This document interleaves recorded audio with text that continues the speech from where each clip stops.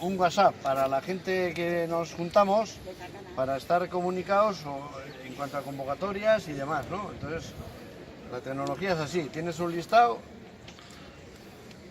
pones el mensaje, le aprietas a un botón y ya todos sabemos a la misma hora lo que se plantea. Entonces eso es lo que salió. Y para el día 11, como comentaba, pues estaba prevista la posibilidad de hacer una manifestación el día 11, como decía, el 11 de mayo.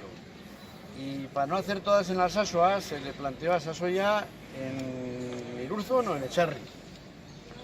Y claro, llevan una dinámica como muy propia y ellos van a hacer el lunes en Echarri, no sé qué lunes, y el martes en Irurzun para calentar motores para ir todos y todas los que queramos y podamos a Iruña, a la mano. Se me va la onda, joder, sí, del día 11 que está convocada allí en Iruña, ¿no? Y así están las cosas. Entonces, hoy estamos a 29, si acaso todavía había 10 días anterior al día 11, hay que comunicar, con 10 días como mínimo de antelación, hay que comunicar al gobierno civil que se va a hacer concentración, se va a hacer maní o se va a hacer lo que sea.